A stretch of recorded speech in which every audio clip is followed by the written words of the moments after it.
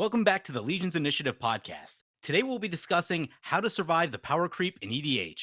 And I'm once again joined by my podcast co-host, Kristen. Kristen, how are you today?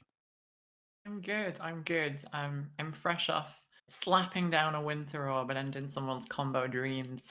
Yes. Oh, makes me I'm good. living off those salty tears. Yeah, delicious, salty, salty tears. It's like the bag of chips I ate last night while watching TV. How are you? I'm feeling good about your winter orb win. That's how I'm feeling. Anyway, so we have an interesting topic today. We're going to be talking about how to survive power creep in EDH. What are your opening thoughts? I have a bit of trepidation about the way the format's headed, the direction. I think it's getting harder and harder to, I don't know, like decks just win quicker, and it's getting a lot harder to stop that from happening by just putting cards in a deck without thinking about it. Like, I think a lot of the time these days you have to consciously actually go, is this card a little bit too good for the table that I'm building for? Right. Yeah, and I have some of those same concerns. Like I've seen the format speed up pretty steadily over the past like 2 years or so, and it does worry me a bit. Like, are we heading to modern? Is this going to be a turn 3 format? Are some concerns that I have. But Right. And I think that as a community, especially with some of the great content creators out there, there's enough of us that want to keep the format more casual that we can certainly do a lot to spread the word. But I think the issue is really that in local game stores with the general population, things are speeding up. And when you drop into a game these days, you're a lot more likely to be comboed out on turn 4 than you used to be. right. And that's exactly the concern I have. I have died to turn 4 Tooth and Nail, turn 4 Void Winnower, turn 5 Terastodon on all of my lands. That sort of stuff seems to be much more common than it ever used to be. I don't know whether it's just because people haven't found good play groups, or maybe their play groups are just spikier. Maybe the old breed of Vorthos and casual and people like to play fun commander is dying out. I bloody hope not, but it might be. Right. And, so I think a lot of this stems from 2019 was a wild year for Commander. There were tons of powerful new commanders, powerful new cards for the 99. Wizards has clearly paid a ton of attention to Commander during design, and all that attention has led to a very palpable change in the way that the format feels. Everything's so much faster, so much stronger, even compared to just like a year before.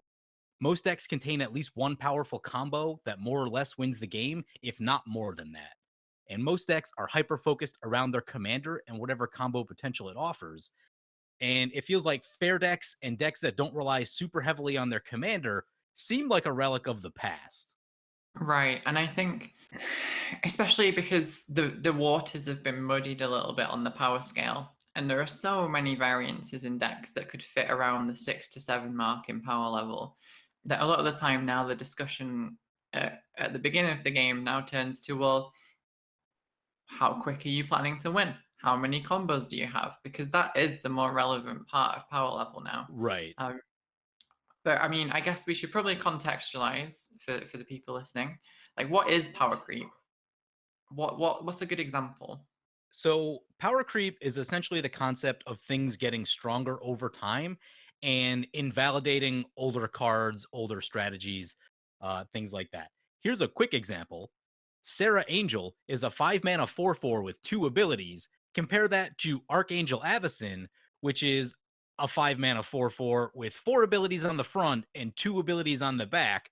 Or my personal favorite to compare anything to ever is Questing Beast, is a 4 mana 4/4 with 6 abilities. Both of these cards just blow Sarah Angel out of the water. Like Sarah Angel is hot garbage standing next to either of these two cards. Right.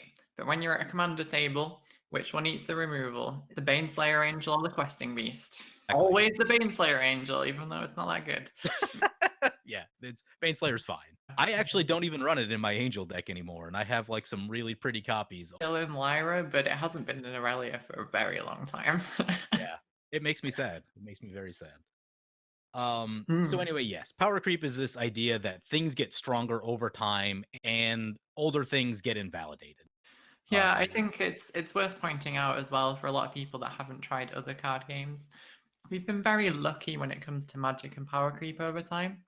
Um, for instance, in the Pokemon card game, what started out as like a maximum of like 100-ish HP and about 100 damage, we're now staring down Pokemon with over 300 HP and like attacks that do over 250 damage. Like the power creep's insane, and that's not even to look at Yu-Gi-Oh, which like you may as well buy a new deck every set at that point. Like that card Right. game is very, very power creepy. If that is even Yeah. a verb, I don't know, is it? I'm a Diablo 3 guy, and that game went through an unbelievable amount of power creep. Like, first something did like 200% more damage, and then it was 1,000% more damage, and then it was like 10,000% more damage.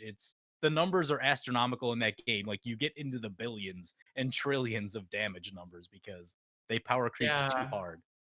I Uh, remember getting so lucky with that game because, like, quite early in the game, I got these pauldrons that had like an area of effect, like a dagger spike thing that went out. oh yeah, But yeah, yeah. the numbers on it, it was based on percentage rather than a fixed amount. So Right. as I got bigger and more powerful, so did these things, and they just output so much damage in an arc around me without me doing anything that I was like, geez, like, I shouldn't have got these. Like, Well, in true power creep style, those are trash now because other things do like 10,000% more damage and those don't. right, right, exactly. But yeah, we've been lucky as Magic players that the game really didn't creep very much for the better part of like, I don't know, 15, 20 years. The power creep was very, very minimal. And in the past 5 years or so, now we're starting to see that power creep because unfortunately it seems to sell more packs. Yeah, the evil overlords of Hasbro, as Yeah. many people like to point out. Yep. Also, for what it's worth, I think I'm gonna try and dig out a screenshot of my old Diablo character just for that section. I'll try and Nice. send you one. It's really cool. Obviously, it looks like an angel because obviously. Awesome. But yeah, I'll try and dig it out. Cool. So yeah, the one unfortunate thing about power creep is that making really strong creatures seems to sell the packs really well, which, I want Wizards to do well as a business, but on the other hand, like questing beast is a little bit too far. Yeah, I think the term that most people use is pushed. Um, Good and old yeah, push for there's just constructed in quotes. yeah, like there's so many pushed cards these days. Basically, green has been pushed so far. Yeah. I'm Anyway, just imagining that. Did you ever play the Star Wars Episode One video game? no. Oh man, this is such a like niche meme that no one's gonna get, so you can cut it out. But there was an alien character in Mos Eisley, and if you force pushed him, he'd be like, "Stop pushing me!" Nice. And that's just in my head now. Thanks for that. Um, anyways, yeah. So we're starting to see some of these pushed cards for Commander now.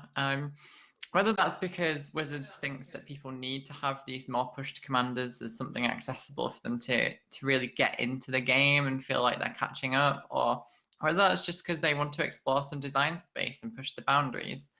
We are seeing some very pushed commanders, for instance. A couple from the last year have been like Yarok, Golos, Urza, Crick. Yeah. The general trend is things that basically either cheat mana, draw cards, or give you an insane amount of value. It's such a foreign concept as a Boros player, but Yeah, it really is. yeah, I finally got around to building a Golos deck recently. I think for the longest time I just didn't want to because it felt just a bit gross. Like I kind of felt like I didn't want to do it because it felt like it was putting the training wheels back on. Like, Yeah. but it is really fun. So I can see why people like to do it and build those decks because I am having an absolute blast playing my new commander, Field of the Dead. Yeah, that card. Yeah, so that's the thing is like it's exciting to do powerful stuff, but at some point it becomes too much. Like you go too far and then, you get into arch enemy situations or one person just wins because their commander is just way stronger than anything else that's Hmm. going on. But it's also like a drug, right? Because you're constantly chasing that high, and Yeah. if you just go to these brokenly, well, hesitate to use the term broken because people will disagree, but these extremely powerful commanders, and you're constantly doing these things where it's like, oh, I draw the cards and I cantrip and all the things trigger, and you're having the time of your life. Like, you have to keep chasing that high. And then I think a lot of people struggle to come down from that, to come back to more casual commander because it feels too slow. I think you can appreciate this that like in general, I do like less powerful commander. I like a little bit longer, a little bit grindier, not just like win out of nowhere. Like you kind of have to earn your win a little bit, not just like, oh well, I ramped for a little while and then I drew a torment of hellfire. The game's over. Sure. That's just the style of play that I personally like.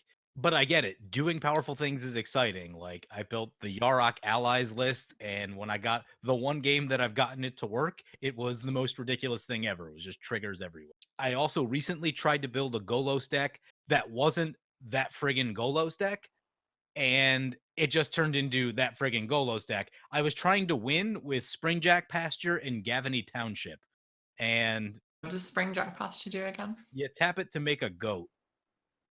Right. So eventually you make enough goats, and then you use Gavany Township to pump the goats, and then you've got an army of goats. And the problem is that That doing sounds like that, it's still just that sounds Golos. like the greatest deck of all time. Yeah, I've been trying to get it to. I'm caught between making it either that Golos deck that everyone hates, or making it not that deck and like a cute little fun Golos deck that doesn't need to be arch enemied, but like it just needs to be arch enemied. Like there's no way around it because if it does its thing, it's uncontrollable. And I guess that's what makes it a little bit too powerful. That once it starts doing its thing, like it just spirals out of control and, other players can't really recover because I'm taking like 20 game actions a turn and they aren't. Right. And I think one of the main contributors to that is the speeding up of mana recently. I know, like, we complain about power creep, but I mean, some of the cards that we've gotten that speed up the mana do actually help Boris because we've had things like Smothering Tide, Dockside Extortionist. But just like any other good Boros card, it's other decks that are abusing these cards. Yeah. Like one of my friends plays a lot of high power combo decks, usually like 2 or 3 color involving blue. When someone mana vaults into a Smothering Tithe on turn 2, it's really bad for the rest of the table. Like that player is at such a huge advantage to win the game. So it's this really delicate balance that like, some days Smothering Tithe is a little bit too good, except when you play it. When you play it, it's the best thing ever.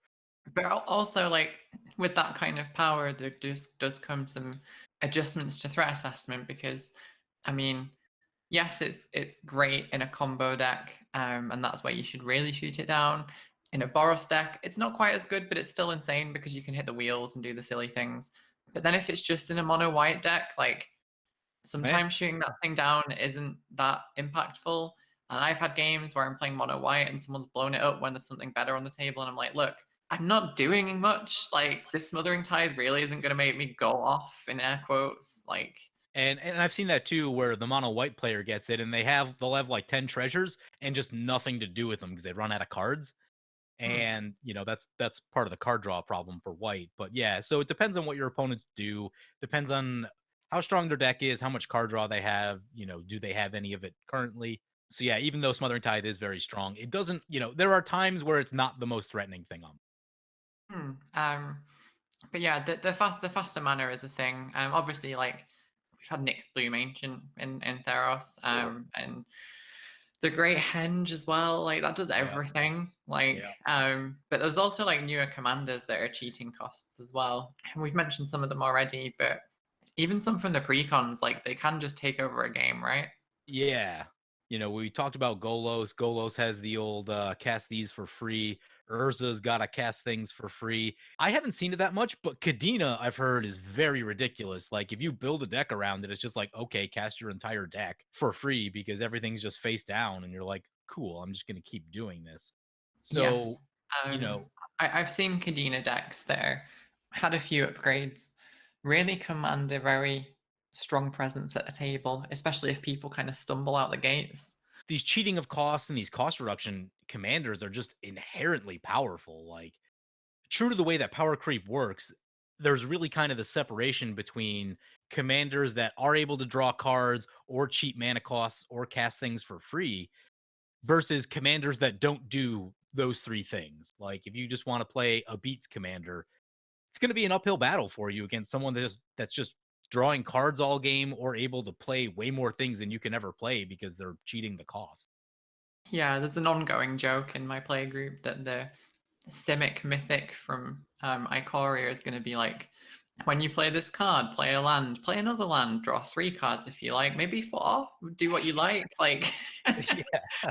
And like I'm building a little project of mine at the moment is I'm building a Lord of the Rings themed Kenrith the Return deck, and Ooh, I was nice. like, cool. I was looking at different cards, and I was like, oh wow, Tulane would make a great Tom Bombadil. Yeah, he's going in the deck. He lets me do everything. He draws cards. He puts lands into play. Like, Tulane is insane.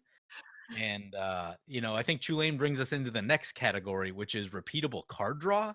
This is another thing that's really crept up the power of the format. Repeatable card draw, repeatable value engines. You start looking at cards like Tulane, Beast Whisperer, Guardian Project, Zendikar Resurgent, The Great Henge, all green cards that I've named so far. hmm.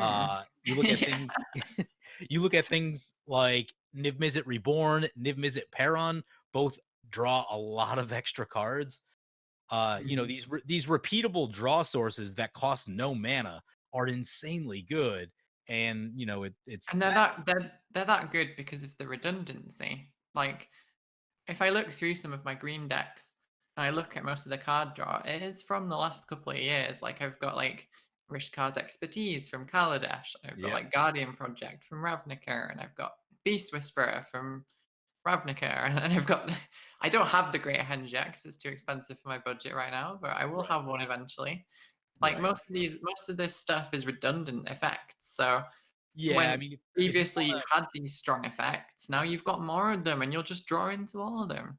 Right. So if you face a really high power mono green deck, I've seen this with like Gore. You can do it with Goreclaw or Silvala, probably Azusa too. As you mentioned, there's so much redundancy with these Beast Whisperer type effects that there's like you can run 10 of them. You can have 10 of them in your deck, which means you're almost always going to hit one. Also, you're green, so you can just tutor for it if you didn't. So you're almost at like 100% likelihood to get one of these cast a creature, draw a card type of effects, which means you just keep slamming threats and drawing cards and you never run out. Right, and And if you couple this with the fact that you can also run 10 effects like Cultivate, Dharma's Reach, Wood Elves, Farhaven Elf, all these other things that do the ramp that you want to do early game, it becomes almost impossible to not have an opening hand with a 3 mana ramp spell and a card draw engine. right. Other colors struggle to get that kind of Yeah, consistency. green has unbelievable consistency right now. And if you've ever faced a well-tuned Goreclaw deck, it's miserable. On turn 5, they're gonna have like 4 or 5 big things in play with a handful of 7 and more mana than anyone should ever have on turn 5. Hmm. And this is the kind of power creep that concerns me the most. It's the consistency that is uneven in the color pie, because it means that to keep up, if no one's willing to play at a more chill level, you have to abandon certain strategies, and that doesn't feel good because Commander's about expressing yourself and having fun, right? Right. And yeah, I mean, there's a bunch of cards that I want to run that I can't. Like Protector of the Crown is a super sweet card, but it just looks terrible against someone that's drawing like 30 cards a turn and playing, everything in their deck. And you're just like, ugh, this doesn't do enough, but I still really want to Yeah, play it. but at the same time, 2 years ago, that was a pretty reasonable draw effect in white. Yeah, not anymore. But it's not anymore. But of course, when you look at all these consistency engines, you also have to look at, well, what's the end goal? Like, what's the payoff? And the payoffs have gotten pretty good too. Pretty good, because you've got the older payoffs, but then when you can sort of augment them with extra copies, like Finale of Devastation, which is another green card that I've not been able to pick up yet in paper because it's expensive. Yeah. Um, but that thing's just like, well, I mean, how many redundant create a hoof effects do you want? Like, Right. I mean, you can have almost like 100% consistency to get your Crater Hoof Behemoth if you want to. You have Tooth and Nail, and people have hated Tooth and Nail for a long time for being a little bit too good. Finale of Devastation is basically a second Tooth and Nail. Was that really necessary? It's here now. But yeah, the payoffs are better. So you now mm, have a second copy of Tooth and Nail if you want it. It's a little bit older, but Torment of Hailfire, I think, is a payoff that's really kind of changed the top end of what Commander looks like. It sort of puts this like hard stop on how long a game can actually go because, well, if the game goes too long and someone just runs into it for some reason, you're getting tormented for like X20. yeah, yeah. I think there's an interesting point to raise there too, that a lot of these newer cards have been printed to give newer players availability of like win conditions and consistency engines that haven't been reprinted. So it's a great way to get these things into people's hands. But I think what's overlooked more often is that it's a double-edged sword because every time you print a functional reprint of something because you don't want to reprint the original, you're giving people redundancy and making decks just way, way more consistent. And ultimately, at that point, are you actually defeating the purpose of a singleton format? Yeah, yeah, it's a legitimate concern. And again, like you see it the most with green, they have more redundancy than any other color by a large margin. You look at something like mono red's redundancy is like pretty poor. There's a few things. You have a few rituals, but some are better than others. Your payoffs, you have a few, some are better than others. Embercleave is a newer payoff that's been pretty sweet.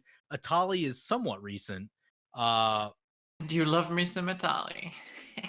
but there isn't a huge density of threats that are like on par to both of those in mono red. Like once you get past those two, it starts to fall off a little bit. Um, Right. you've got aggravated assault combos, which are okay. Yeah, because like, I mean, perfect example. If you look through the sort of finisher style bodies that you want in a Heb the Eternal making mana deck, like there aren't that many great options that actually do what you want to do. You've got like a couple of decent dragons like Drakaseth. Most of them are colorless, like Ugin. And Yeah. then like the other red options, like you've got Italy, I guess Inferno Titan, but like there isn't like a second type of Inferno Titan. Yeah, it's a very big fall off after Inferno Titan. And finally, another finisher that is really interesting is Thousand Year Storm. If you're into the like Is It or Grixis style Spellslinger deck, Thousand Year Storm is a really good payoff. And every time I've seen it, I think I've lost the game. Like I don't think there's ever been a situation where I've seen it, been able to answer it, and not lose to it. You know, almost immediately. Yeah, it's similar to the commander. What's the goblin? Is it Mizzix? Mizzix, yeah, The goblin one with experience. yeah, that's Mizzix. My friend has a Mizzix deck, and it's not even particularly strong. It's not like he's running buyback spells or anything. He's Right. just making like goblin token making spells and empty the warrens and a couple of X spells to draw, maybe like an expansion explosion. And like he's not running anything particularly broken or oppressive. He's not running like copies of Forbid and Capsize. But like if he resolves that commander and just gets to untap a turn or two, he just wins because there's so much value. And a Thousand Year Storm is kind of up that street, right? Right. And yeah, I mean that's the power of cost reduction. At work right there. Mizzix's always been a very solid Spellslinger commander, and now you've got Thousand Year Storm added to that puzzle for that style of deck. Where all right, now I've got this one card that just makes you can turn any card into a storm card. Basically, just like all right, you want to kill someone with lightning bolts? Here's like 35 lightning bolts that I'm gonna spread around the table. Yeah, I mean, when was the last time we got an extra combats creature printed that was playable? It's been a minute. It's been a minute. Right? I'd love another Boros one as redundancy for Aurelia, you know? Yeah. I would. Yeah, I would like a slightly less good Aurelia with the extra combat. Godo's a little awkward. Your creatures generally need vigilance for That's Godo. really old as well, right? It'd be nice to have that redundancy of another creature that gives you an extra combat. But again, all of these better payoffs lead to shorter and faster, more powerful games. Right, because it's less of an issue now that you need to find your win condition because you just will probably draw into it. You don't even need a tutor necessarily. Right. So the question is how do you manage all of these things that lead to a power and oh, by the way, there's going to be 70 new commanders this year. How many of those do you think are just going to be busted in half? My guess is probably at least 10. 10? I think that's conservative. I think we should let's open a book on this one and let's get our people in the comments as well. I want to see people's guesses and we'll look back on this when that comes out and we'll have a look and we'll do an episode. Um, so I'm gonna go with I think at least 25 of them will be like functionally better than cards we already have. Oh, I'm not talking about functionally better. I'm talking about like Yarok, Golos levels of annoying and bust. That's where I'm at. Oh, okay. I'm gonna go for the over then. I'll pick 11. 11. All right. I got 10, you got 11. Yep, yep. But yeah, I think functionally better. I think we'll have at least 20 easy.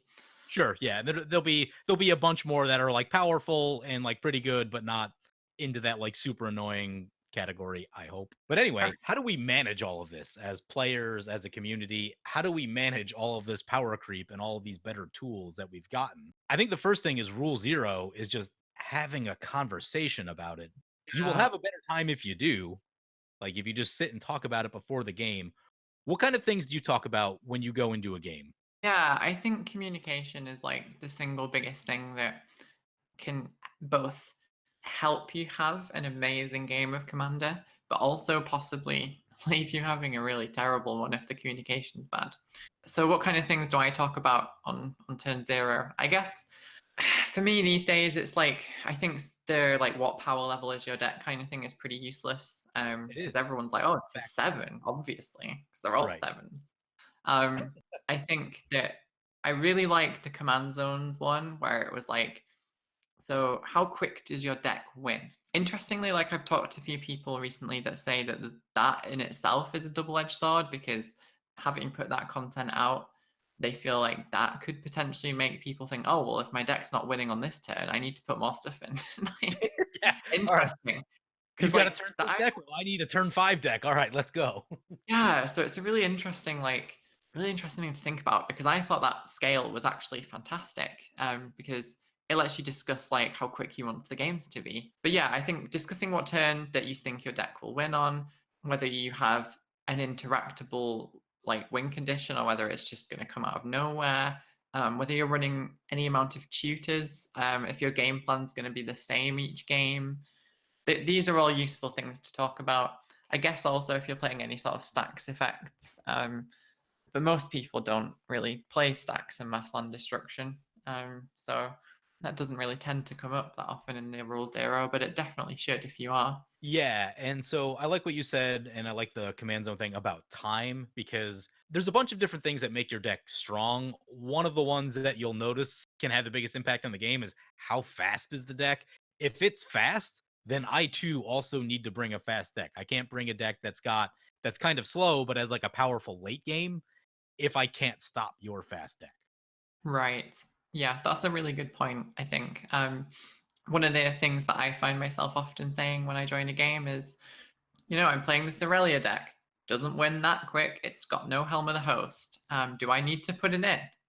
Because, like, I think that's a great example because some commanders, people will look at it and think, they'll just assume that you're doing the thing, whatever the thing is. Right, the most So I powerful version of that commander. think online, I've noticed in particular, it's useful to say to people, look, there's no Helm of the Host in this list. You don't have to gun for me out the gates. Because I've found, especially with my Aurelia list, I like to play my Aurelia list at kind of like I think it's around a 7, but with the way the power creep is, it's probably closer to a 6 now.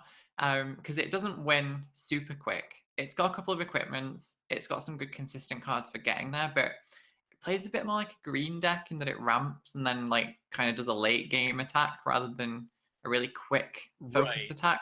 Yeah, and And so it's got reanimator and stuff. So it doesn't win like super quick. yeah, so it's about ramping in the early turns and then kind of doing like, big damage turn 7, turn 8, whatever the turn number is. Right. More so all at once as opposed to like hitting repeatedly through turn 3, turn 4, turn 5, that sort. Yeah. And I mean, I've restricted myself to mostly being an angel tribal deck. I'm not just running all the good cards like Italy and stuff like that would be great in an Aurelia build. And so I find that that deck in particular is one that I have to gauge the table more because unlike my other Boros decks where I do go a bit more all out, it's not applicable at some tables because sometimes the game ends before I've even set up. Yeah, that does happen. Yeah, it does happen, and it's difficult sometimes when you sit down and people don't communicate properly, and you find yourself in those games because you're just like, oh great, well I've spent the first couple of turns setting up and ramping, and the game's already over. Like, Yeah, great, great. Like, so I think there's some amount of responsibility on people to like be honest with themselves about the strength of their deck. Like, what do you think? definitely. So I have a great example for you of poor communication. I was playing at a shop and it was like late. The shop was closing like relatively soon, so it was gonna have to be a quick game. But there were five of us. One kid, I remember he was playing mono white Shram, and I had seen it in a previous game. It was a cool little deck. I was playing my Avacyn Guardian Angel deck, which is like it's very casual. It's a really casual deck. And then this kid, we ask him like how strong his deck is, and he goes, "Oh, it's pretty strong." He had a turn 4 Void Winnower. Do you know what you have to do to get a turn 4 Void Winnower? I can tell you because it starts with a turn 1 Chrome Mox into a Ratha, into turn 2 Selvala, turn 3 Hellkite Tyrant, into turn 4 Void Winnower. I mean, I'm pretty sure that also involves sacrificing a lamb somewhere along the way. But yeah, no, that sounds yeah, super casual. Yeah, so like, but even he said like he's like, "Oh, it's pretty strong." I don't think that qualifies as it's pretty strong. No, that's a CEDH deck. Like you know. So that's what happens when you don't communicate. And I do think that like he wasn't entirely honest about the strength of his deck. And sure, we could have probed and asked more questions. And I guess that's really what it comes down to is, how strong is your deck is not the most helpful question. People will give you weird answers. Asking what makes it strong or why it's strong or how fast it is, I think gets you to a better place of trying to figure out exactly which deck you should bring. But, I Mhm. do feel like he wasn't entirely honest about that. That should be like oh yeah, this is very strong. Like bring your best deck. Like Yeah, I had a similar experience once. I was running a quite sort of casual Aelie Eternal Pilgrim tokens deck, and another player at the table, I can't remember what they were on, but it wasn't that crazy good. And this other player has a crew fix God of Horizons deck, and I mean, you're already feeling for me before I even explained it. I can tell. oh, But they went like turn one, like mana crypt, and then they like enchanted one of their lands, and then played a Soul Ring, and then the next turn he was down, and they were just adding crap tons of mana to the mana pool, and then before we both knew it, they tutored for like three different really busted enchantments and trying to politic that the other player should use their removal on my Ailey that was just sat there doing nothing, and I'm like, dude, dude, calm what are you doing? down. Yep. What are you doing? And it just wasn't fun because the turn zero discussion was that we've got these chill decks. Like, don't tape don't pub stomp. Like when people are being honest with you. Right. It's the worst thing. It's the worst thing. It will put people off playing, and it will either result in people not wanting to play, or it will result in the arms race and the power creep just shooting way up. And then it'll affect the wider play group if you pub Right. stomp too much like that. Yeah. And, I think part of being honest with yourself too, recognizing what your deck does.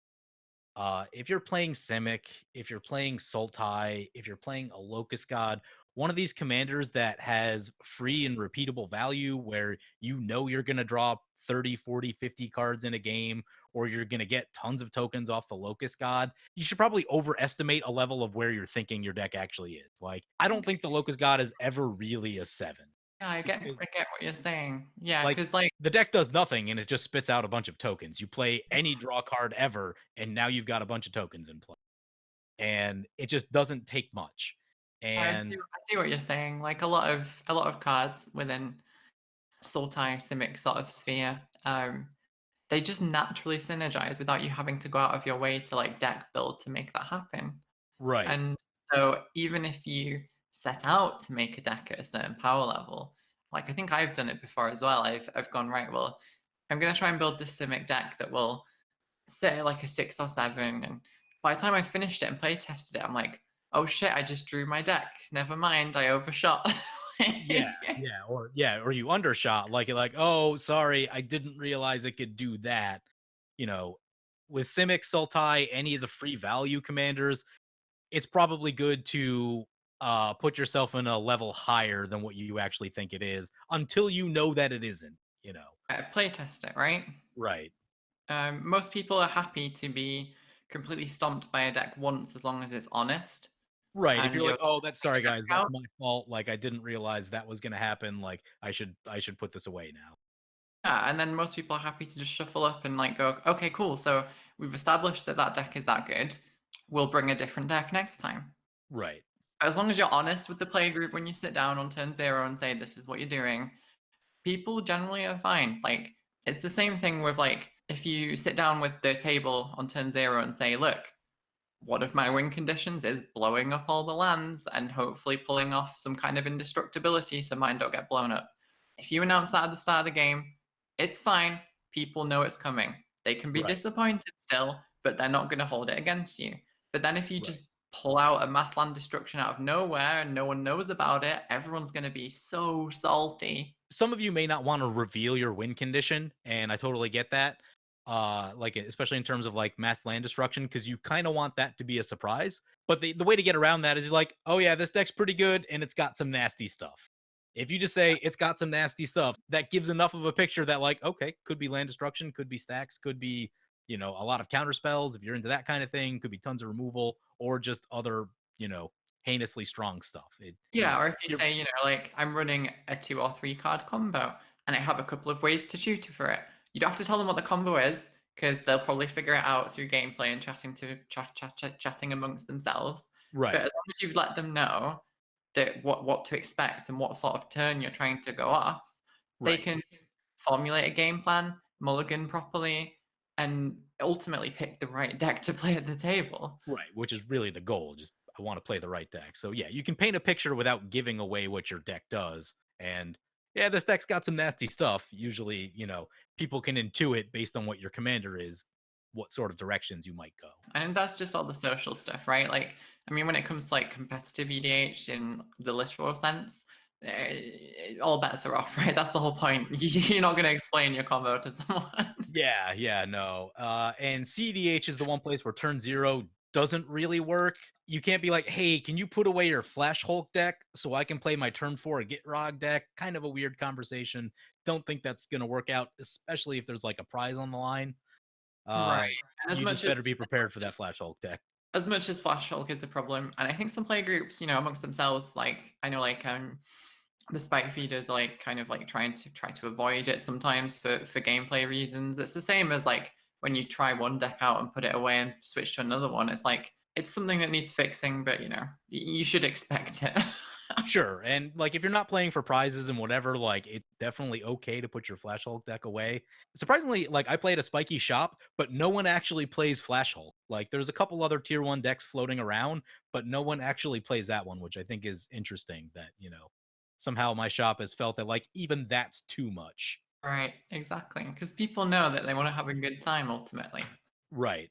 Um, so like, I mean, we've gone over the rule zero stuff. So Yes. that's kind of how to avoid getting blown out by the power creep when you sit down.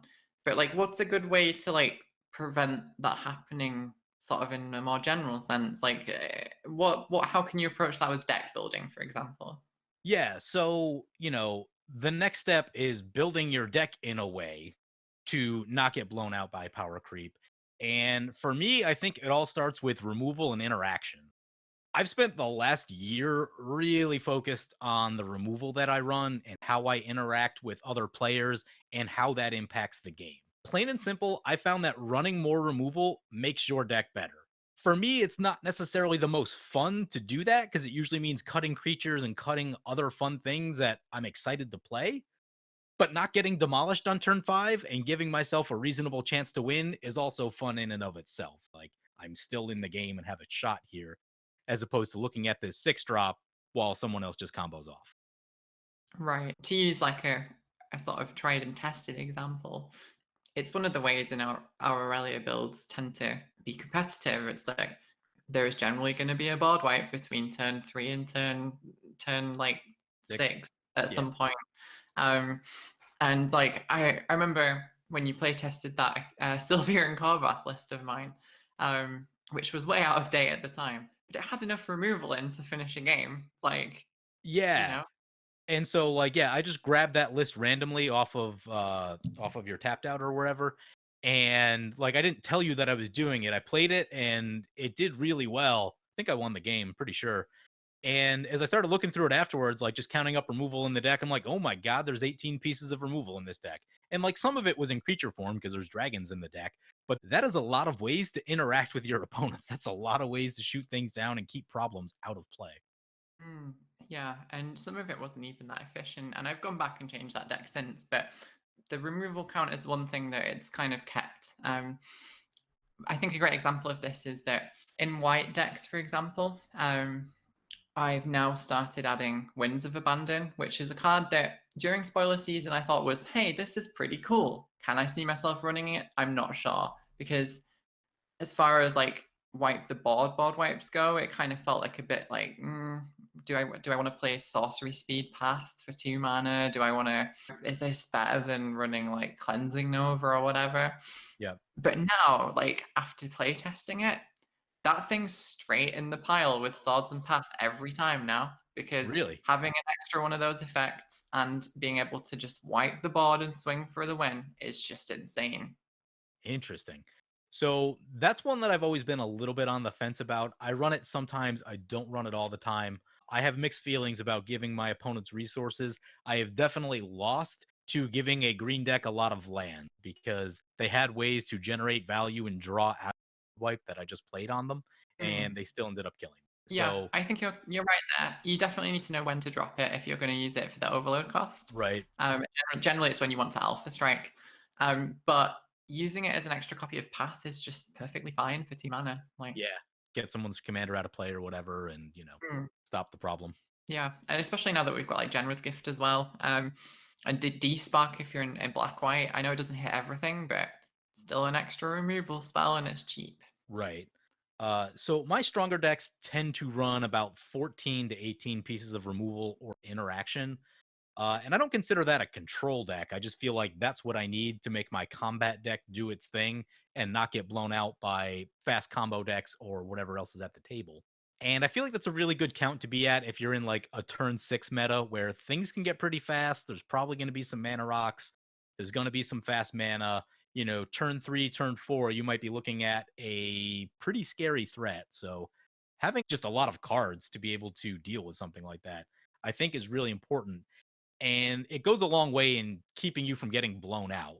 If you can swords or path a Gitrog on turn 3 or 4, whenever it comes in, they're probably going to have to take a turn or two off before they recast it. And now they're not just winning the game on. Yeah, that kind of goes hand in hand with something that we've discussed before, which is that so many of these new commanders are kill on sight. Like you have to just kill them. Yeah, Um, like Atla Palani, you don't let people on top with that thing.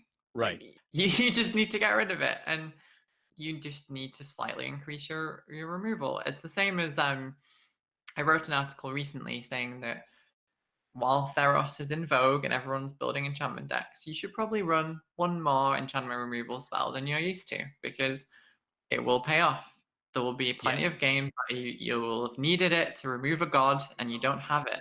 And even if it's not like the optimal version of a spell that you would put in your deck, and it wouldn't make the cut ordinarily, it's good to sometimes adapt to changing metagames, and it's definitely paid off for me. right. Because there's just going to be more of it. You might as well be prepared for it. So having some, one additional card to get rid of artifacts and enchantments, especially enchantments, is going to be really good.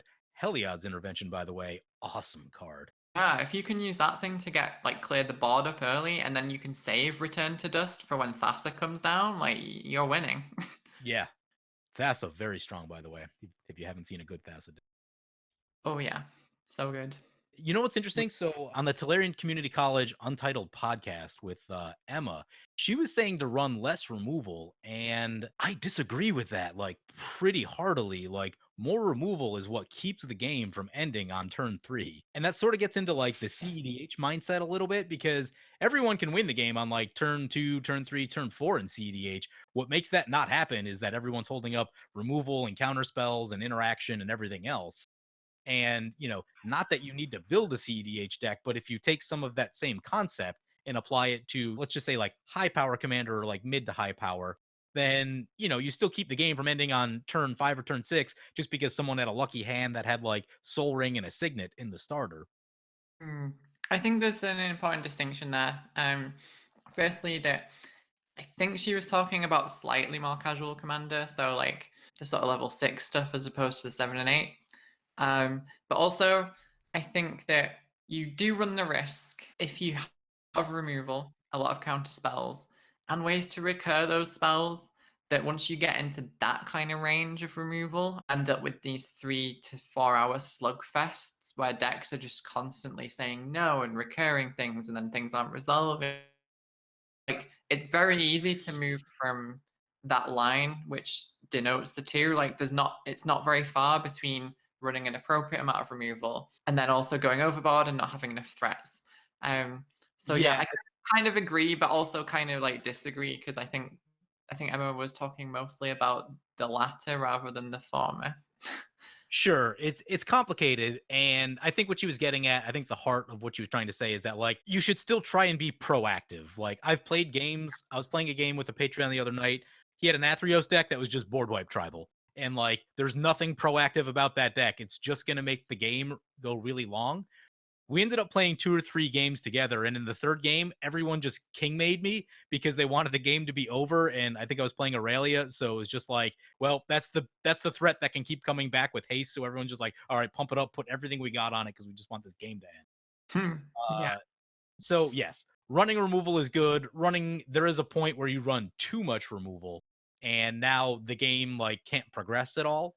Looking at your dragons deck, dragons are interesting because you can get a lot of removal and interaction off of your dragons, which are still creatures, so they're still proactive and keep the game moving forward. If you hit someone with like a Hellkite Tyrant and steal all of their artifacts, then that's a piece of interaction, but it's also doing damage, and you're probably setting yourself up to win hopefully somewhat soon after that. So yeah, having removal, but being able, if you can get it off creatures whenever possible, will keep the game moving forward as opposed to just running like 30 sorcery board wipes in your deck and blowing everything up every single turn. So I Sure. get that. Because there is something to be said for the fact that where possible, your spells should be at least a 3 for 1 because for every card that you play, your opponents have drawn 3. So in that respect, yes, board wipes are the most efficient a lot of the time.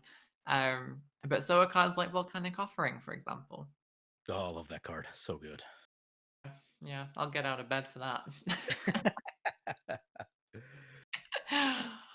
So we've So talked a little bit about how much removal to run. Let's talk more about some specific choices that you can make. As you were talking about cards that destroy multiple targets, Austere Command is one of my favorite. Heliod's Intervention is a new one that's been really, really good. A card that I've started to use a little bit more, it's still tricky because I like artifacts a lot, is Subterranean Tremors because oh it's yeah, that destroying one's cool. two permanent types, creatures and artifacts, and that can shut down most of an opponent's early game plays if they're going like mana rock and creature. You just got rid of both. Right. Um, I think Magma Quake is also awesome. You mentioned that in your underrated red cards video. yeah, Um, I was playing a people game. love planeswalkers.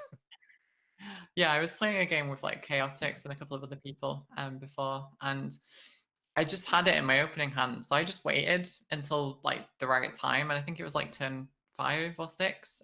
Maybe I think it might have been turn 5 because I ramped with something.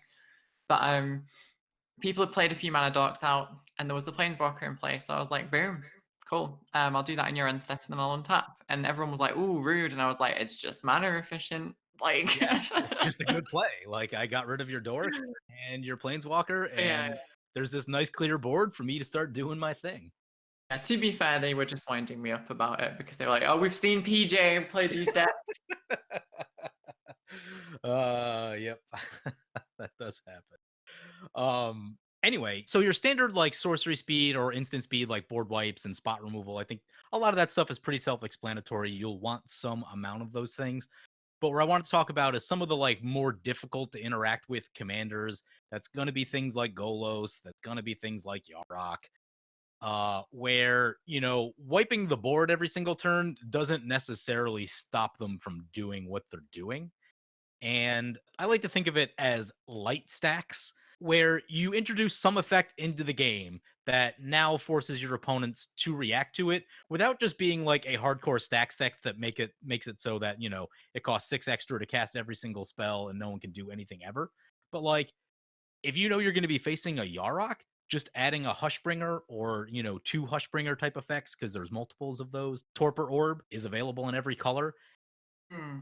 And, just introducing like one silver bullet or maybe two into your deck that just like handle a problematic commander, you're now forcing your opponents to interact with you.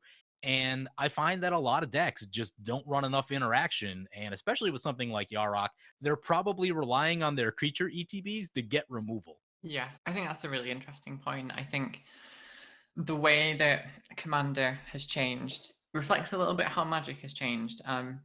Magic before the sort of new wave of Magic, about sort of 5 to 10 years ago. I don't know, it's before my time. But I remember Wizards changing their sort of stance that they wanted things to be less about spells and more about creatures. So they started to print effects onto creatures that were previously on spells, and all of a sudden, Enter the Battlefield effects started to become more and more of a staple to the point where most good creatures nowadays have an Enters the Battlefield effect, and they are essentially spells. Right. Um, I mean, it's almost like uh, two cards. It's the spell, and you still have the creature body that you have to deal with after. right. And I think that because the game has changed to that point, being able to shut those things off is like people don't like it, but it's like anything else. It's like a graveyard strategy or an artifact strategy. Like you have every right in the world to shut that off. And by playing just like a Hushbringer or a Hushwing Griff, which is easily removed with like a normal removal spell, like Right. Play any removal you're spell kind of ever, and it'll probably kill it. yeah, exactly. And the best thing about those cards is that you can still build your deck around not being hosed by them. Like Right. a lot of the good creatures that you can run in a white deck or a Boros deck, or even a Mardu deck or an Orzhov deck, they have static abilities or they have attack triggers. They don't have ETBs. Right. Yes, there are still some that have ETBs, and you know, but at the same time, like there's nothing to stop you running like the Immortal Sun if you're running one Planeswalker, because the chance of you having both in your hand at the same time and playing both at the same time and resolving both at the same time is still very slim. Right. Yeah. And so, like Elish Norn, probably the best white creature. It's not an ETB, and it'll still do its thing. Sun Titan, on the other hand, obviously you're gonna want to hold it back if there's a, Hushbringer, Torpor Orb, something like that in play. If you think it's not going to get removed, you still get the attack trigger. That's true. That is true. If you got some boots on it, get in right away. Let's do it. Mm. So when you get into these stronger settings, and again, if you're playing pretty casual commander, you don't need to start bringing Hushbringers and these light stacks pieces. If someone's playing Banding Tribal, you can probably just let them do their thing and everything's going to be You don't, fine. you don't need to bring cards like Aura of Silence into like lower games, but it is such a good card. Right. I just run Aura of Silence in my Angel deck because I can get it back with a Maria Shepherd, and I happened to be facing an Emery one day, and it turns out that Aura of Silence is really good against Emery. Sometimes just dropping a turn 3 Aura of Silence can slow everyone down to your level, because that's the thing, isn't it? When you're playing in colors that don't have access to all the ramp, you're a couple of turns behind.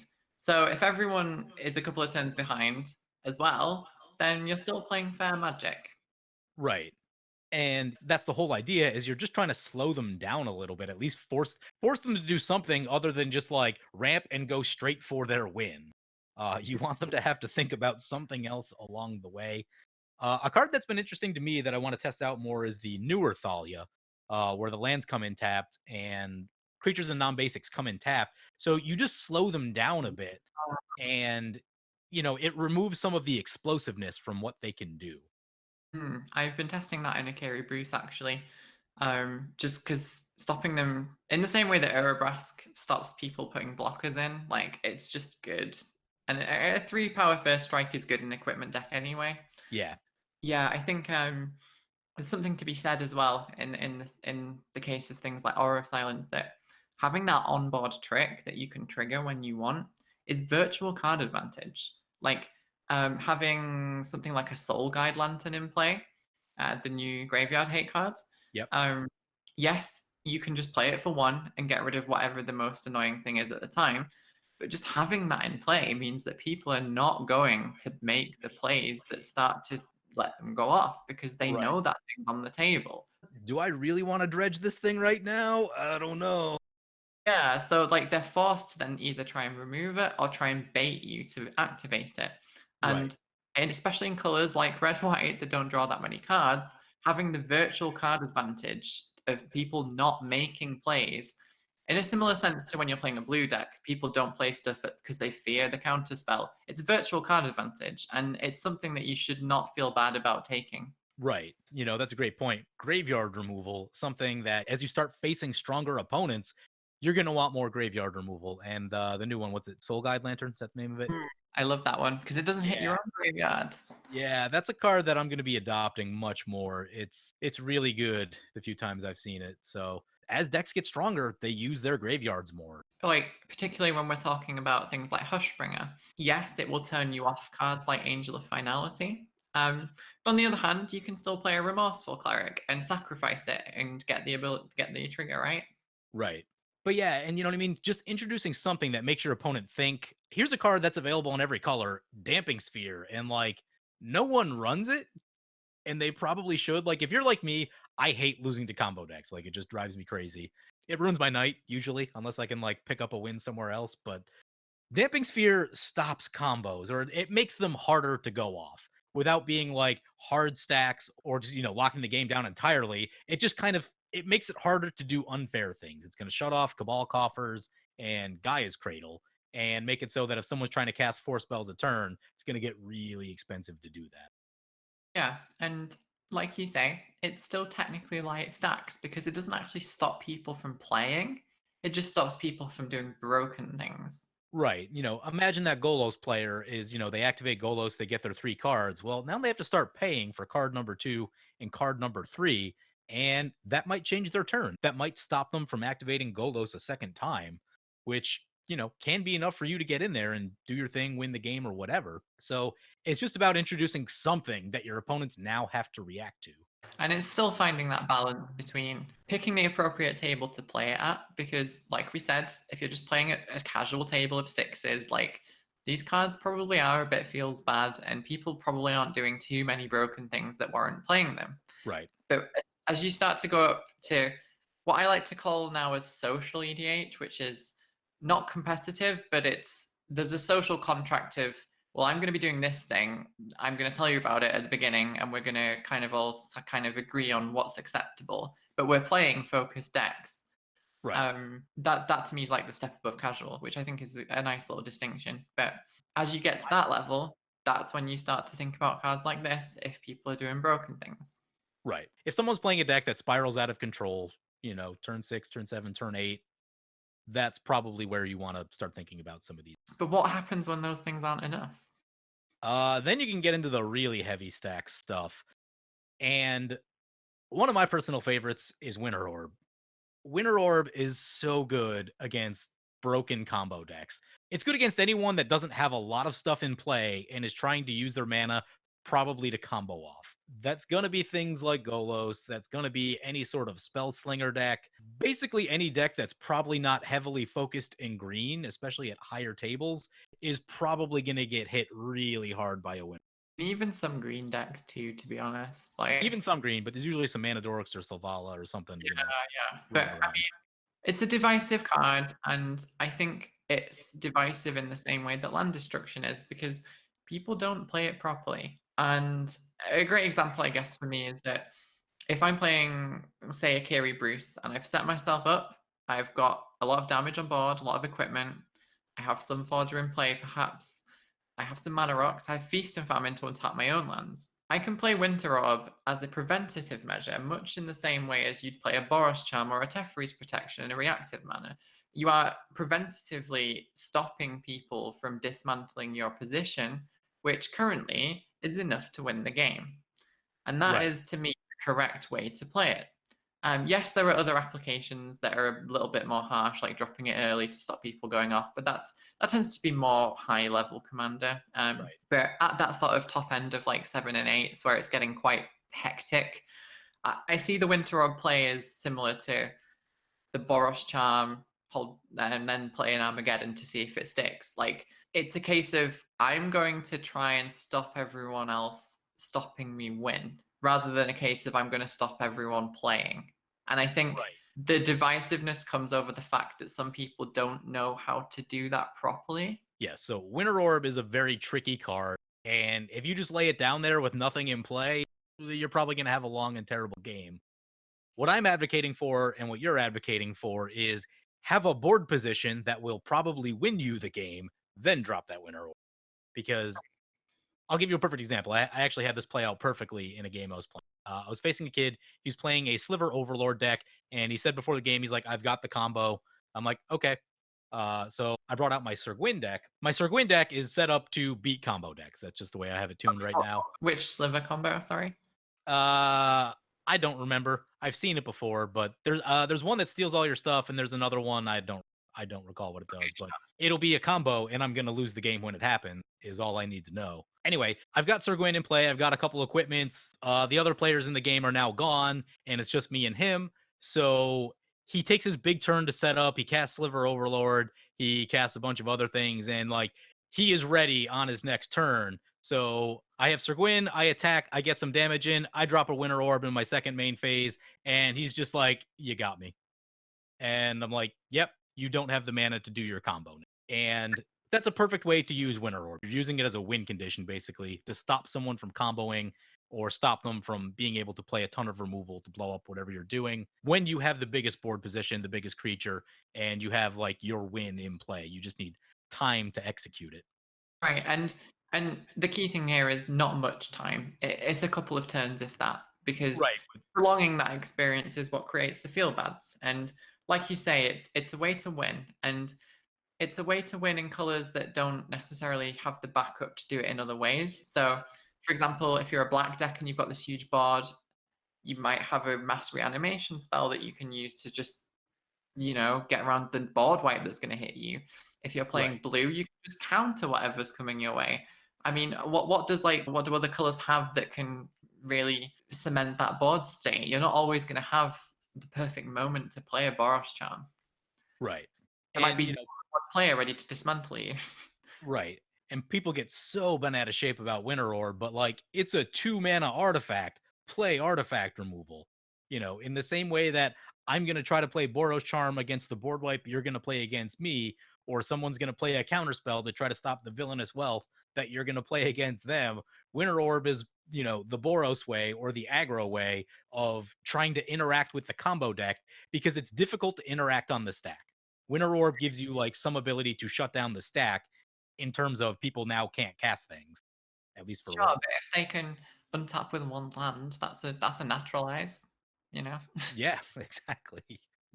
Like, Uh, and between them, like that's to say that people might not even be tapped out when you play it, and they might just have a frozen grip straight away. right. Like And, it's this interactive. The key thing here is as well, it also affects you, so you're not really incentivized to play it unless you have a way to stop that. so the idea is that you'll want to break parity. And this is, you start getting into like CEDH mindset here. But again, if you're playing high power commander, understanding some amount of what happens in CEDH does help you for high power commander. And that's breaking parity. So a Sword of Feast and Famine is the trick that I use most often. Mm. Neheb is also really good with the Winter Orb. Just having a lot of mana rocks in play is also really good with Winter Orb. Otherwise, like you've got Goblin Welder. Yep, Goblin Welder is a cute one. Mana Dorks, one of the things I worry about is that if opponents have a bunch of Mana Dorks in play, I'm like, Winter Orb's not going to do as much as I want it to, right? Right, Uh, and that's the thing, isn't it? Unlike something like a static orb, which is always going to do something, sometimes yeah, orb is a dead card, which in a lot of ways balances it. yeah. I've definitely had Static Orb bite me a few times, but it's definitely another option. Um, That one's definitely a lot ruder, though. yeah, yeah, it's pretty nasty. It's very very nasty. But so moving on If, from those two, which are definitely polarized, one that I don't think has had enough time to quite get that same stigma, but is equally as nasty, is God Pharaoh's statue. Have you faced this thing at all? I haven't, but it does look pretty sweet, making people's spells cost more. You make your opponent's spells cost 2 additional, which they can do so little. Like, your opponents are basically stuck on one spell a turn for a very long time, until that God Pharaoh statue gets removed. It puts everyone else in slow motion. I mean, there's a bit So, of a clock on it as well, right? Because it drains. yeah, it does also have the drain effect, which is, important if someone's stuck at one life and you, like, can't get the damage in. The life drain doesn't usually matter that much, but it is nice to keep life totals moving and just, make sure someone doesn't have that, like, "I'm gonna win from 1," kind of moment. But yeah, the ability to increase the cost of your opponent's spells really shuts down a lot of combos, makes it hard for them to make multiple plays a turn. Again, if you're in one of these situations where people are trying to win quickly, combo quickly, if you can mana ramp your way into a God Pharaoh statue, they are not going to win quickly. Mm, mm. I think another one that you kind of reminded me of when you mentioned sort of kind of taking some tips from the way CEDH plays out that probably falls into the light stacks category is Cursed Totem. Um, Yes. there's a 2 mana artifact that says activated abilities of creatures can't be played. So if you do have a problem with these like mana dark decks that just ramp into a Crater Hoof in your meta, this is a pretty good card. It stops a lot of combos that are reliant on creatures. So anything from like a Viscera Seer to I don't know. There's all sorts of creatures with activated Uh, abilities that combo, either right? either Selvala can be very, very nasty, so shutting off those very important. If you've ever faced a Maricel deck, Maricel can be really, really nasty. The Viscera Seer, like you mentioned, there are a lot of things, especially as you get to higher levels of power where people are looking to abuse effects repeatedly. There tends to be more creature activated abilities that, you're trying to activate it infinitely or To sort of string it back into the main topic, which is surviving power creep. One of the reason that we're bringing these things up is because we'd love it if they were less relevant in more casual Commander, but it's starting to the power creep is starting to get to the point where even casual decks can do these loops. yeah. I faced someone the other day that was trying to it was a group hug green white Selvala deck where their goal was to mill everyone out.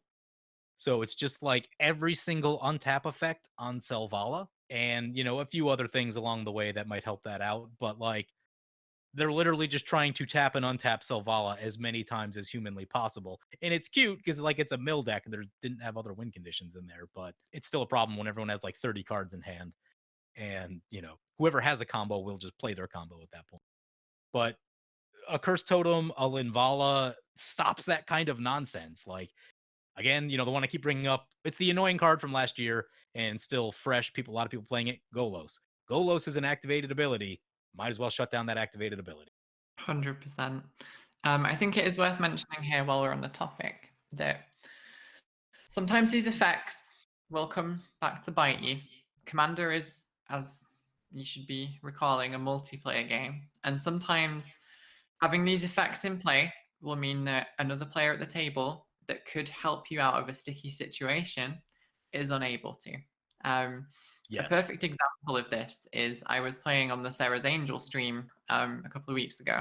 There was a Sultai Sidisi player, Rachel, and she had an insane board. There were so many tokens, and there was a Mesmeric Orb, there was an Altar of Dementia. She was going for the Millwincon. In my hand, I had a Memory Jar, which I could play and activate to draw into more cards to try and find some artifact or enchantment removal. And also in my hand was 8 mana Ugin, which I could play and wipe all the tokens away.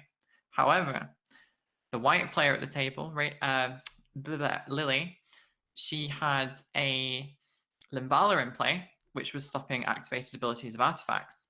And she also had an Immortal Sun in play, which was stopping planeswalkers. Now, there was a very delicate balance there that meant that as soon as Lily died, the Sultai deck could win, but unless Lily somehow removed her permanence, I couldn't stop the Sultai deck winning. But if she removed her permanence, the Sultai deck would win. And there are going to be games where you end up with this horrible situation where nobody wins. So it's just something to keep in mind. It will happen at some point. It will come up. It's just variance that there will be games where you feel like you can't get out of that situation because you physically can't. Right. Right. So yeah, being aware of, I guess collateral damage from these stacks effects is keep that in mind. It will happen. I watched that stream. It was a very good game, but also that led to an exciting state where, I wish you won. I wanted you to win, but it was exciting watching, the white player to see if they could get their stuff gone, or if you could eliminate them in a way to then be able to cast the stuff you needed to deal with Sidisi. It led to some exciting moments. Yeah, it was a pretty fun stream. Like, I'm not salty or anything. It's just, that's how it goes sometimes. I was actually a little salty for you. I really wanted you to win. Shh, I'm trying to be nice and keep up appearances. Um, so moving on from some of the stack stuff, another way to interact with your opponent's stuff is stealing things. And this used to be a thing that used to get a bad rap, but I really don't see it as much as I used to. Hmm. But it's still really good and impactful. Like treachery is still a ridiculous card, but stealing things from your opponents is another way to interact. It keeps them from winning quickly. Now it may power the person who stole it up quite a bit. Hmm. So maybe they're the new threat on board. But I'll use the Gitrog for example. A Gitrog deck really needs to have the Gitrog. If you steal the Gitrog, it's probably pretty good for you. But unless you're playing a lands deck specifically, it's probably not just going to win you the game, even though it will still be very good. Where the opponent who's now missing their Gitrog commander probably can't do anything really. Yeah, it's kind of similar to the old Tuck rule, but like we said, there are a lot of commanders that need answered straight away now. And one of the ways to answer them for a long time is either putting them under some kind of Darksteel mutation or Song of the Dryads, Yep. or just stealing it is actually quite good. Yeah. Yeah. Well, I think one of my favorite ways to do that is with the vampire spell New Blood. Yes, you've talked about that one a little bit. Yeah, so good. Just stealing a commander. Like, it's like, cool, your commander's the vampire now. Haha. Right, and especially because that one's mono black. You don't see a ton of that in mono black. There is. I've used it in the past. Enslave is a fun one, Mhm. but it's a little slow. It's 6 mana, so if you're in a fast setting, Enslave probably isn't where you want to be. But Remember recently that the professor said was underplayed. There's a card called Debt of Honor. never heard of It's that. one white. It's been errated, but it basically says it's an instant spell. When target creature dies this turn, regenerate it instead and gain control of it. And it's a white spell. Silly, right? When does white get good spells? But like that's a spell that is great because just for 3 mana you can just regenerate your own commander or your own creature that you need to keep when there's a board wipe. But sometimes like someone has something amazing on the other side of the board and you're the one board wiping. And if you can just go, actually, no, I'm gonna have that. Like So that's pretty good. that card is interesting. I've seen that card in the past. It's called Debt of Loyalty, and Oh, here's the Oracle that text. loyalty. The Oracle text is regenerate target creature. You gain control of that creature if it regenerates this way. Yeah. Believe it or not, it's actually less relevant than you think it is. I've seen so many people get stuck with that thing in their hand because Toxic Deluge is a card, Cyclonic Rift is a card, Oh, Sack sure. Effects are a card, are things. It's the You kind know, of card though where like if you are kind of Voltron, for example, and you're thinking of having another way to save your general that isn't a Boros Charm or another effect, you could maybe run this and see what happens, right? yeah. The card that I really like for stealing things is Helm of Possession. It's an artifact. You can run it in any deck. It's 4, you pay 2, sacrifice a creature, and you gain control of target creature. So I run it in like Akiri Bruce. If I get to a point in the game where Akiri just is no longer the biggest threat in play, then I sacrifice Akiri and take whatever the biggest thing in play is. Maybe it's a Galta, maybe it's Consecrated Sphinx. I stole an Najila from someone one time and ended up winning that game because their deck is built around having Najila. Hmm. Yeah, that's Uh, a good one. yeah, Helm of Um, Possession is one that I really like. And again, you just since when was Akari hanging around with Ailey? I didn't know they were friends. yeah, yeah, She's sure. pretty sacrificing. Yeah. You don't know the Boros sacrifice deck? I sacrificed my commander and take your consecrated. um, But yeah, so it really the point that we're trying to get across is it's about interacting with your opponents, and there are a lot of ways to do it. Staxing a little bit if you're in white. Again, you don't need to go wild. You don't need to make it so people can't play the game. But having 2 or 3 pieces, whatever you need, to just make opponents have to play a little bit differently so they can't just go straight for the win. Is really what it's about. If you can control magic, their commander, it's going to slow them down. Mm. Obviously, you still have your swords and paths, things like that. What I've Uh, really liked recently is Revenge of Ravens. If you're playing some kind of not even, it doesn't even have to be a full pillow fort deck, but just a deck that doesn't want to be attacked. It's a black card. Whenever a creature attacks you, its opponent loses, its controller loses a life or takes a damage. I can't remember which one it is, but yeah, like if someone's got a go wide deck that just spits out a million bodies really quick, like for example, the new Siona deck that wants to go infinite with Shielded by Faith, which can do that quite quickly. Putting this thing down is like, well, you can't attack me now because you just die. right, Like, right. I actually saw that happen. Someone did that the other day when I was playing, and Siona happens quickly. Happens yeah, it very really quickly. does. I've play tested that thing. It can go off super quick. Uh, Yeah. I think it was like turn 3. Now, they didn't have haste and someone had a board wipe, so everything was yeah, cool, so like but you can, I mean, you can play Ultra of the Brood, you can play Ultra of Dementia. There's other ways to win with that deck, but right, right. Yeah. If they have the right pieces, then it won't matter. But yeah, introducing some element that your opponents now need to react to and can't just do their thing. Uh, and that's what keeps the game from ending on turn 5.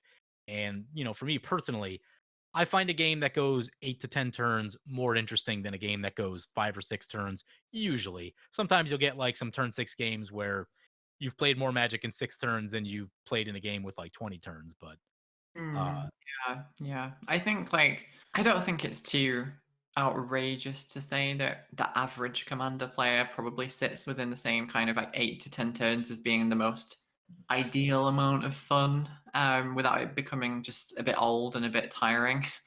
right.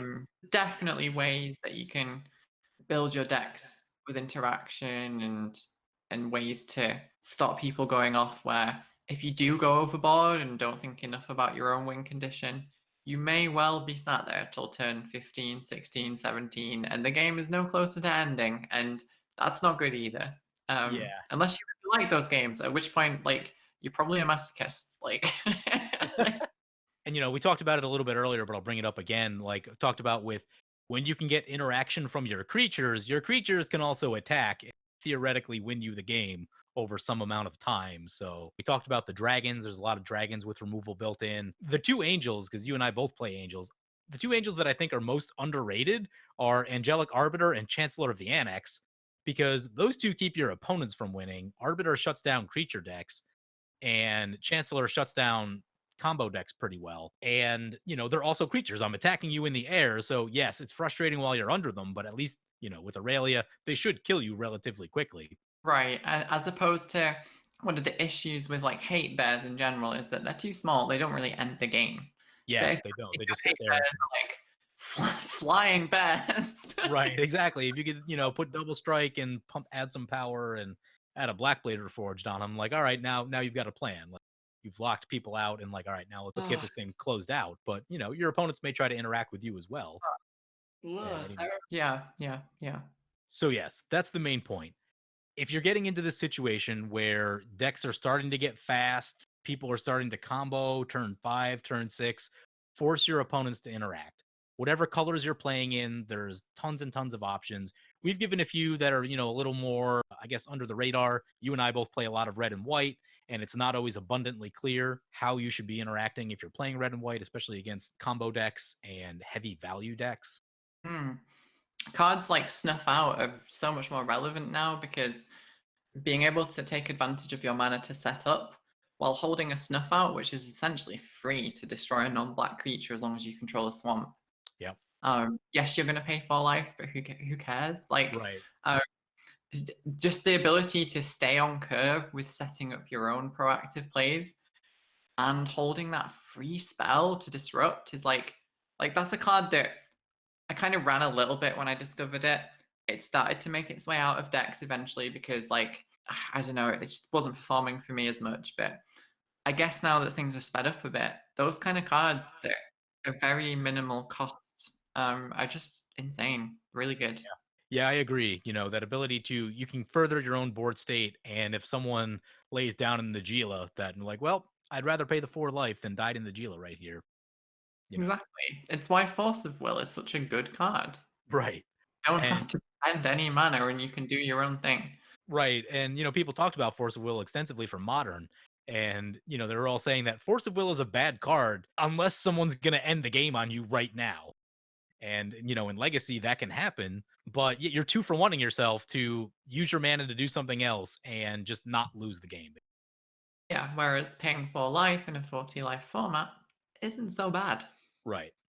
And one thing I was thinking about the other day was, and it was sort of in relation to this removal conversation, is that by not running enough removal, someone else's deck can spiral out of control. And if they win the game, you no longer have an opportunity to win the game. If you shoot their thing, whatever they're doing, and slow them down, then the game hasn't ended and you still have an opportunity to win. Or, if winning isn't your main goal, do whatever your deck is trying to do. Sure, sure. And there's an interesting political tool that you have there as well, which is that if you just say to the table, look, I'm taking a turn off, the shields are down, but I'm going to make it so that we all still have a chance to win. Chances are your fellow players, if they're nice enough people, will give you a little bit of breathing space after that big turn where you stop things going off. Again, on the Sarah's Angel stream, I don't think you were there for that moment when I cast the Settle the Wreckage, but the No, I mono missed white it. player had like about 5 Eketra tokens, Eketra, Elishnorn, like a load of other bodies, and they were just like going to alpha strike 2 players and then heavily damage me. And I was like, sell the wreckage.